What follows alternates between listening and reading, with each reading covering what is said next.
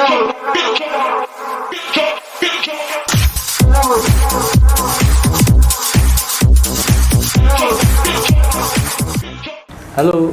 Assalamualaikum warahmatullahi wabarakatuh, Sobat Ngoko sekalian.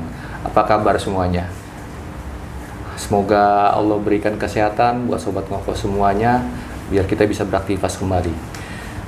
Nah, sekarang kita lagi mau ngebahas tuntas soal diabetes anak. Nah, kebetulan kita diskusi sama Pak Arif ya Pak? Ya. Terima kasih Pak atas waktunya, mencepatkan waktu kita diskusi sedikit lah Pak, tentang apa itu diabetes. Soalnya kan ngeri banget Pak, gitu, apalagi yang tipe 1, tipe 2. Tapi kalau kita ini sekarang ngebahas tentang tipe 1 Pak ya. Nah, kebetulan Pak Arif ini ada di Ikatan Keluarga Penyandang Diabetes Anak dan Remaja atau IKADAR. Nah, mungkin Sobat Ngoko atau yang di luar belum tak paham itu IKADAR seperti apa, Bapak bisa menjelaskan apa itu IKADAR, nanti permasalahannya nih Pak, yang selama ini tiba-tiba cetuk kok kena putra ya, kena diabetes tipe 1. Nah, nanti masih ada solusinya seperti apa, nanti kita informasi ini supaya bisa bermanfaat buat semuanya. Gitu. Bapak silahkan perkenalkan diri dulu biar Sobat Ngoko di rumah, apa itu IKADAR? Perkenalkan, saya Arif. Saya memiliki seorang putra penyandang diabetes, namanya Faiz Sainas. Faiz terdiagnosa sejak usia 6 tahun. Sekarang Faiz sudah berusia 19 tahun. Kami terlibat di IKADAR itu beberapa bulan setelah Faiz terdiagnosa.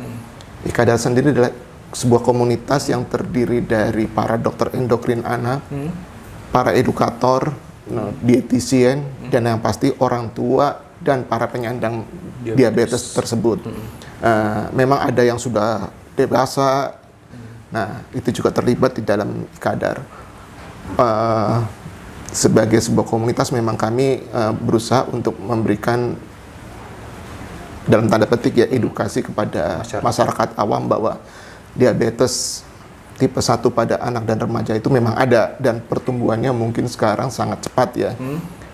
Yang mungkin di awalnya dulu di tahun 2003 ketika komunitas itu terbentuk, menurut data sekitar 75 keluarga di daerah Jabodetabek. Saat ini kalau kita merujuk data dari yang beredar di media ya, itu sekitar 1.600. Mungkin itu hanya data kecil yang bisa terregistrasi, tapi data itu sebetulnya sangat besar sekali. Kayak gunung es ya Pak? Iya, kalau memang kan data itu hanya dikumpulkan di rumah sakit yang ada dokter endokrin anaknya, atau ada dokter anak yang melaporkan bahwa mereka mempunyai pasien DM tipe 1. Tapi banyak juga rumah sakit yang mungkin belum melaporkan. Seharusnya data itu jauh lebih besar, karena bayangkan dari tahun 2003 itu 75 keluarga di Jabodetabek, ketika anak saya terdiagnosa itu di akhir tahun 2010 itu 575 ya pasien. Ledakannya kan cukup besar ya.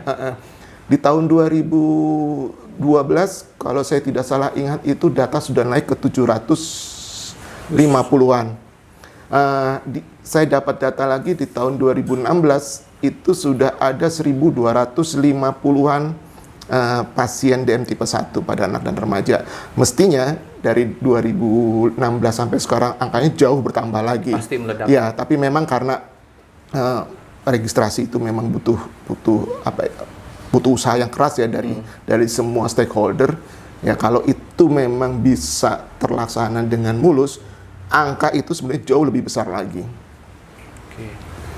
Terus selama kena nih Pak Faiz, katanya dari tahun 2010 ya Pak ya, kena ya. Itu awal gejalanya gimana sih tuh Pak? Tiba-tiba, apalagi pas udah kelihatan ya fisiknya, tiba-tiba ngedrop badan. Itu kelihatan Pak. Jadi Faiz itu adalah anak yang dari kecil itu dia sebetulnya makannya normal-normal aja. Dia masuk SD, tiba-tiba setelah dia masuk SD itu di bulan awal ya kan, di bulan Juli ya, dia kalau berangkat sekolah itu makan nambah. Itu kelihatan itu? Kelihatan, karena udah, wah anaknya doyan makan senang ya. Gitu kan, orang tua juga senang terus ya. SD itu saya masih mandiin dia gitu kan, badannya kok kurus gitu kan, tulang iganya kelihatan. Perutnya buncit. Saya waktu itu berpikir, ini anak cacingan ya. Kemudian tiba-tiba di satu malam dia ngompol. Itu kelas berapa tuh Pak SD-nya? Kelas 6. Kelas 6.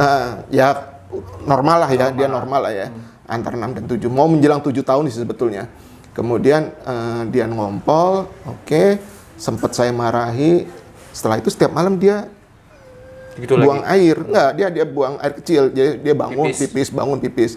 Tidak ngompol lagi, tapi dia sering banget pipis ya. Kemudian kok minumnya makin banyak, setiap setengah jam dia buang air kecil. Sampai di puncaknya ketika kami pergi ke luar kota dalam rangka mudik lebaran, di perjalanan itu Faiz selalu minta berhenti di rest area ya untuk buang air kecil.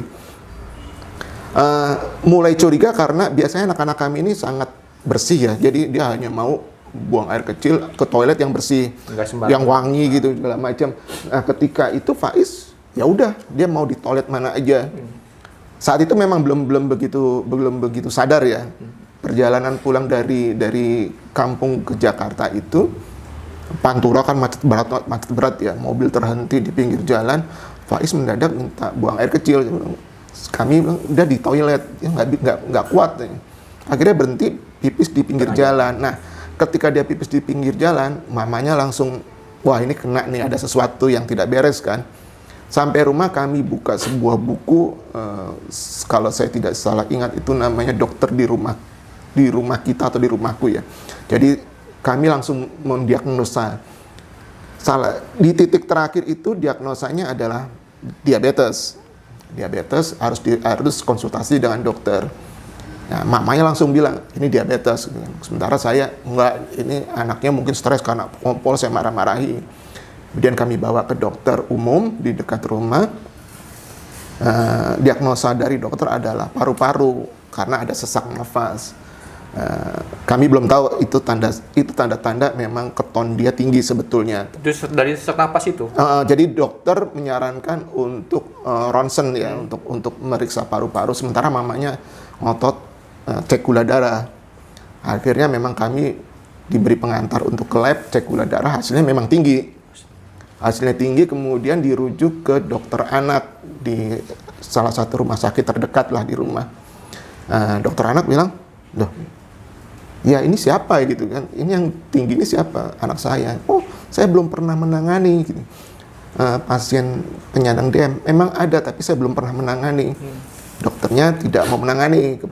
Kemudian kami dirujuk ke salah satu dokter endokrin. Waktu itu kami dirujuk di salah satu rumah sakit swasta yang ada di Jakarta Selatan. Berhubung dokter tersebut mungkin sangat terkenal ya, jadi waktu itu kami sangat sulit untuk bisa konsultasi dengan beliau karena harus waiting list.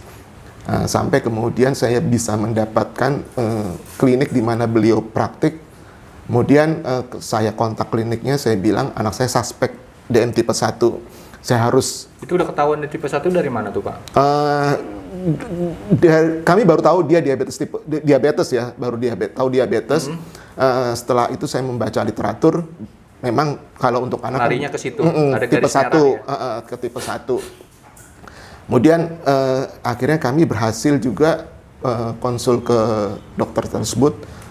Saat itu memang ya saya sebut namanya, beliau adalah Dr. Aman Pulungan. Kami ke kliniknya di daerah Pondok Pinang. Ya malam itu juga ketika kami pertama kali ketemu Dr. Aman, beliau masih dokter waktu itu. Beliau bilang, ini Faiz sepertinya positif DM tipe 1. Kemudian harus ada cek lab dan segala macam untuk memastikan bahwa si anak tersebut tipe 1. Dan memang setelah cek lab keluar, memang dia tipe 1 sih. Oh, gitu. Jadi kaget juga Pak. Jadi pada awalnya nggak ketahuan di pola makan biasa. Oh ya, pola makan biasa. Kami tidak ada yang terkena DM dari kami orang tua ya.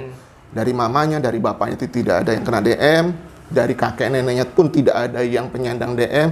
Seingat saya dari keluarga pun tidak ada, memang ada keluarga tapi bukan keluarga inti ya, bukan keluarga inti, hanya keluarga berdasarkan ikatan perkawinan, tapi itu pun sangat jauh. Nah, tapi memang setelah Faiz terkena DM, ya kemudian menyusul kakeknya terdiagnosa DM tipe 1, tipe 2 ya DM. Kemudian ibu saya juga pre-diabetes, tapi beliau juga berhasil menata hidupnya, menata makannya, jadinya tidak perlu minum obat ya. Jadi di rumah ini, di keluarga besar kami mungkin baru hanya 3, Faiz dan kakek neneknya. Neneknya. Hanya itu. Aduh. Ya, prihatin juga Pak ya, saya sempat terenyuh gitu. Jadi cita Bapak kayak seperti itu. Jadi apa ya, bingung gitu loh Pak, tiba-tiba kan kena gitu loh, nggak ada, padahal pola hidup dia normal, aktivitas pun normal. Sebetulnya yang soal terkena diabetesnya itu mungkin tidak begitu ya untuk sebagian, ya kami juga bilang itu sangat menakutkan, tapi menjadi lebih menakutkan ketika bahwa kami diberitahu bahwa DM tipe 1 itu tidak bisa disembuhkan, harus suntik seumur hidup. Mungkin insulin itu ya harus suntik insulin seumur hidup. Itu yang kemudian ya hampir semua orang tua yang tidak siap menerima kenyataan itu sebetulnya untuk bisa mencapai jenjang oke, kami bisa menerima itu sangat lama gitu waktunya ya. Apalagi zaman dulu kan memang belum ada tunjangan kesehatan dari pemerintah yang ya kayak saya gitu kan. Mungkin saya memang saat itu tidak bekerja, tetapi kalau dilihat dari tempat tinggal dan segala macam, ya nggak mungkin lah dapat BPJS. Dulu belum ada BPJS. Dulu apa namanya ya? Jam keseda lah gitu ya, seperti itulah ya. Yang sepertinya sih nggak akan dapat. Dan pada masa itu perjuangan para keluarga yang memiliki anak penyandang DM untuk mendapatkan bantuan kesehatan dari pemerintah daerah terutama ya, itu sangat berat ya. Ada keluarga yang tadinya tinggal di daerah Jawa Barat di Bekasi, kemudian dia harus pindah ke Jakarta. Pindah ke Jakarta dia juga nggak bisa dapat, kemudian dia pindah ke daerah Banten, Serang, Banten. Saya ingat banget itu di daerah Bogor ya, itu pun nggak bisa. Perjuangannya dia untuk bisa survive itu sangat luar biasa. Dan mungkin secara memang harus lihat data ya.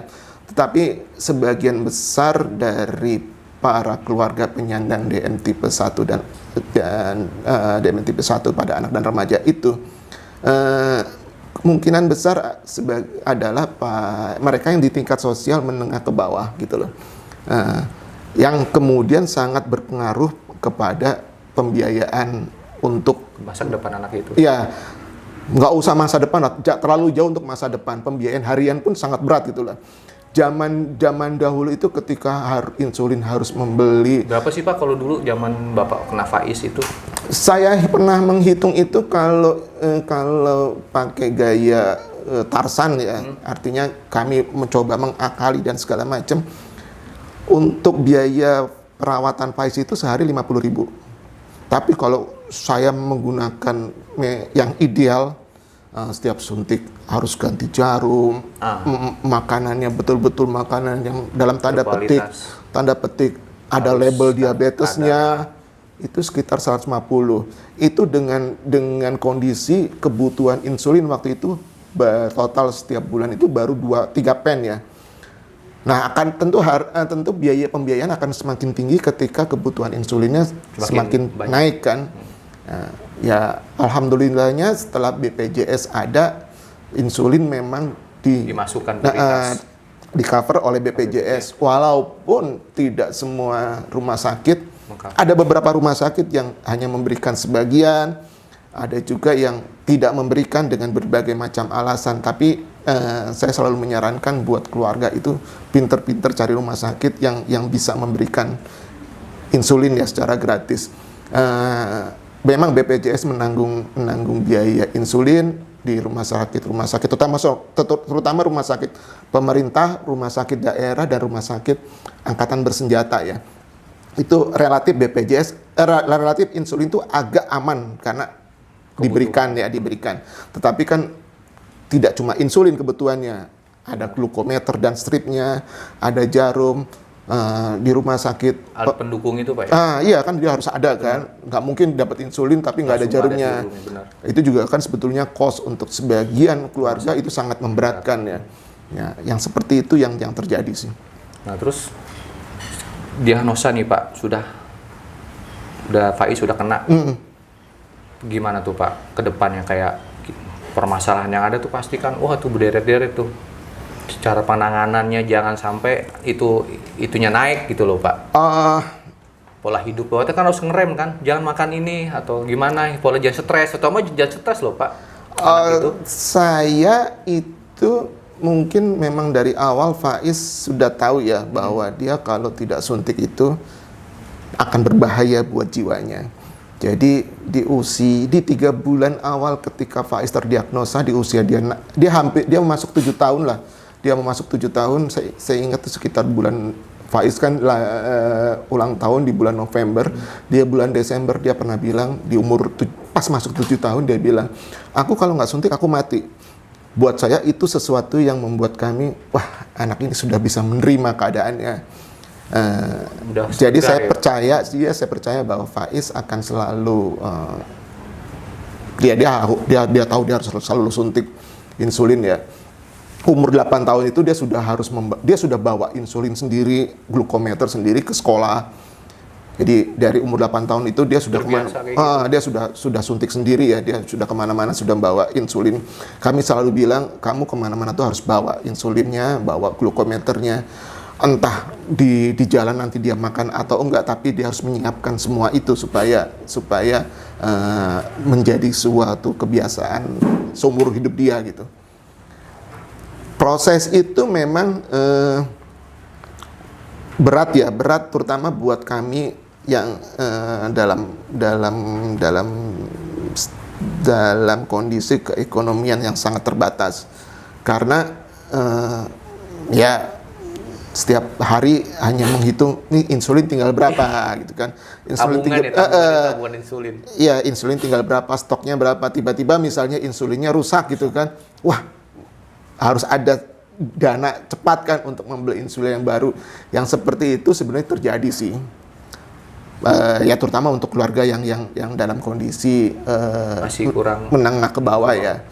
Ya semoga dengan keluarga ikut BPJS, dan sekarang kan sebetulnya dalam tanda petik wajib kan. Mereka yang nggak mau pun kadang-kadang sudah disodori oleh pemerintah daerah untuk dapat BPJS. Ya mudah-mudahan sih kedepannya bagus ya. Kalau soal pola hidup, memang anak penyandang MDM itu harus memiliki tata laksana makan yang baik ya. Dalam arti ya makannya memang harus terjaga benar kan Pak? Kalau dibilang terjaga benar ya kita harus membedakan antara penyandang DM dewasa dengan yang anak-anak. Terjaga itu dalam arti ya dia harus makan rutin, harus makan rutin. Jangan sampai karbohidrat ya pun. Karbohidrat memang dari ahli gizi sudah diberi batasan. Oke, boleh makan hanya segini. Tetapi kan kita tidak bisa membatasi anak itu makan ya, karena mereka dalam masa tumbuhan. Jadinya yang diajarkan kami ya udahlah, kalau mau makan semau kamu, semau kamu, tapi harus ingat ada konsekuensinya. Misalnya konsekuensinya gula darah akan tinggi. Kalau kamu gula darahnya nggak mau tinggi, kamu harus suntik insulin, koreksi namanya. Jadi setiap mau makan itu dia harus hitung nih berapa kalorinya masuk. Jadi kalau karena kami menggunakan regimen basal bolus yang suntik, setiap makan suntik, yang dihitung adalah karbohidrat. Jadi berapa sih kelebihan karbohidrat kamu yang akan kamu makan? Nanti dihitung dengan rasio insulin dengan karbohidrat. Dari dosis normal, jika anak mau makan itu kok GD-nya normal ya sesuai target dari dokter, ada dosis normal. Kemudian kalau dia makan lebih dari yang seharusnya, dia harus hitung nih kelebihannya. Kemudian dikonversi dengan hitungan rasio insulin dengan. Kita kembali lagi di diskusi sama Pak Arif dengan Ikatan Keluarga Penyandang Diabetes Anak dan Remaja. Kita sudah tadi ngebahas tentang apa itu diabetes tipe 1, permasalahan yang Bapak yang hadapi selama ini ya, Faiz ya, dari umur 76 tahun sudah terdiagnosa. Nah sekarang kita solusinya nih Pak, untuk mungkin yang di luar, di keluarga yang anak udah baru cetus gitu loh. Nah solusinya gimana ke depannya Pak untuk pencegahan, atau kalau nggak ada pencegahan sebagai kita gabung di kadar itu gimana caranya? Untuk gabung di kadar sebetulnya memang nggak ada syarat yang sangat rumit ya. Tinggal lewat media sosial di kadar bisa minta dimasukkan ke grup seperti itu sih, nggak terlalu gimana. Buat kami ya, terutama siapapun nih keluarga yang punya anak penyandang DMD, ada anak remaja, entah itu tipe 1, tipe 2, selagi mereka mau terlibat atau bergabung ataupun aktif atau tidak aktif, kontrol ke dokter anak atau hanya cuma ke dokter endokrin anak, atau cuma ke dokter anak atau ke dokter penyakit dalam, buat saya nggak masalah. Yang penting mereka mau gabung, karena dengan bergabung itu paling tidak mereka bisa, walaupun mereka mungkin masih belum bisa menerima, tapi setidaknya mereka bisa tahu bahwa banyak loh keluarga lain yang memiliki dan tanda nasib yang sama. Itu yang saya kira cukup memberikan saling menguatkan. Pertama saling menguatkan. Saya pikir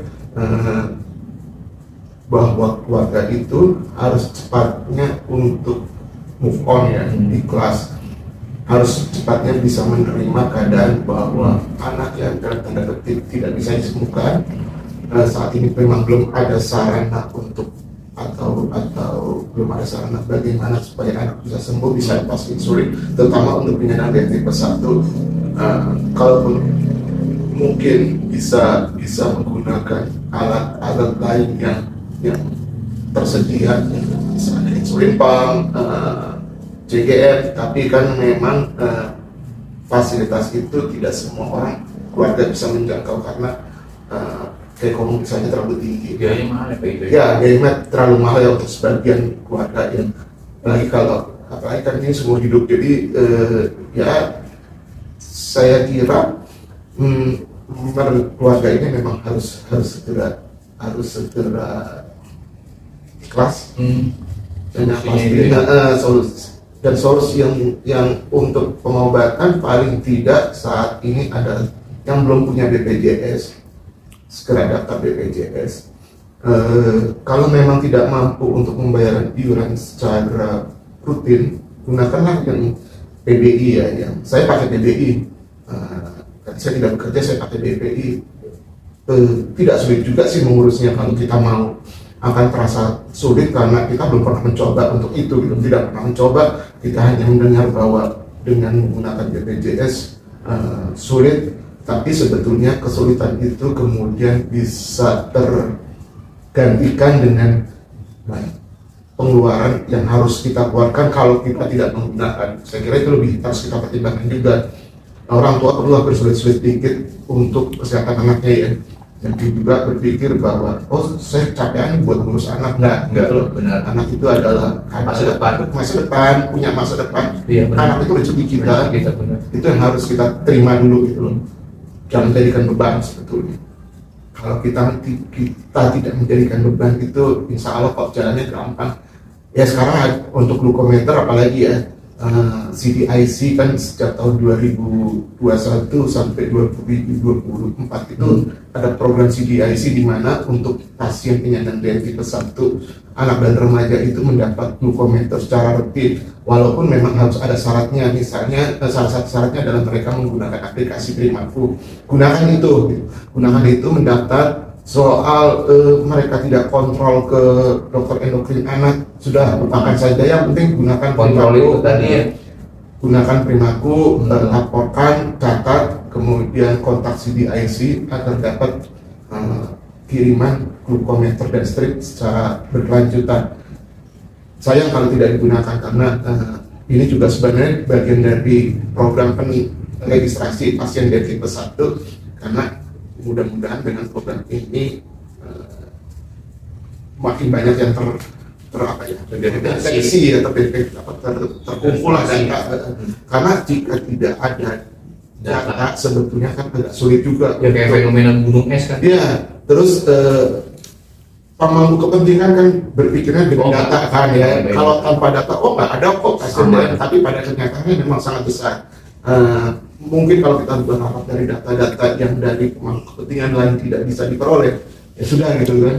Kita berusaha untuk memberikan data yang ada. Orang tua harus terbuka, paling tidak dia terbuka kepada keluarga. Nggak usah menutup-nutupi bahwa punya anak DM. Punya anak DM itu bukan sesuatu yang kadang kita selalu banyak orang berpikir bahwa itu sesuatu aib ya. Nggak gitu kan.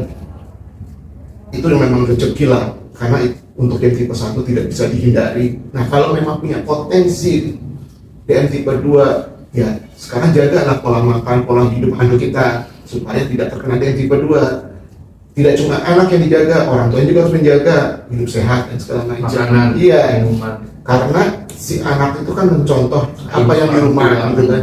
Kita bilang, oh kamu gemuk nih, nggak boleh nanti kena DM loh, bapaknya atau ibunya gemuk gitu kan, ya nggak fair juga gitu kan. Ya harus semua lah berubah. Saya kira seperti itu. Kesehatan itu memang ya harus diawali dari lingkungan rumah sih. Dan buat para pendengar dan pemirsa, mungkin kenali dan dapat gejala DM tipe 1, banyak makan, banyak minum, buang air kecil, lebih sering, badan anak kurus, tiba-tiba anak juga mengompol. Nah, kalau itu terjadi, curiga langsung dengan DM tipe 1, bawa ke dokter terdekat, bilang kemungkinan anak saya suspek DM, minta cek gula darahnya. Itu yang cara yang terbaik untuk menghindari kegawatan yang terjadi kalau kita membiarkan anak itu. Iya, karena banyak kematian penyandang diabetes tipe 1 itu terjadi karena orang tua telat atau orang tua mengabaikan gejala-gejala tersebut. Bahkan pasien yang sudah senior atau yang sudah lama terdiagnosa pun orang tuanya tidak terlalu tanggap bahwa ini ketika anaknya sudah mulai kurus lagi, mereka masih mengabaikan, kemudian terjadi kegawatan yang akhirnya membawa kematian. Jangan tidak disuntik, itu terutama sih, jangan tidak suntik insulin, terutama untuk tipe 1 ya. Selalu suntik insulin, apapun yang terjadi sebaiknya suntik insulin secara rutin. Oh saya nggak punya strip gula darah, ya sudahlah, yang penting suntik dulu gitu. Jangan mentang-mentang tidak ada strip gula darah kemudian tidak suntik, kan saya kalau itu nggak tahu mesti suntik berapa. Jangan juga seperti itu. Lebih berbahaya lagi jika tidak suntik. Banyak cara kok untuk bisa survive. Sehat juga. Ya betul. Saya pikir banyak cara. Makanya di kadar ini jadi banyak ilmu juga Pak di situ Pak ya. Ada paguyubannya sendiri. Iya. Dan disaring mengedukasi ke masyarakat juga. Dan juga saya berharap orang tua itu bisa belajar, bisa mandiri, karena banyak yang mereka jauh dari fasilitas kesehatan yang ada dokter endokrin anaknya. Di Kalimantan itu hanya ada, seingat saya hanya ada 2 dokter endokrin anak, itu pun ada di daerah Banjarbaru. Kotanya di kota itu, sementara Kalimantan begitu besar kan. Ya, benar. Kalimantan ada yang untuk perjalanan dari provinsi mana nah itu juga cukup jauh.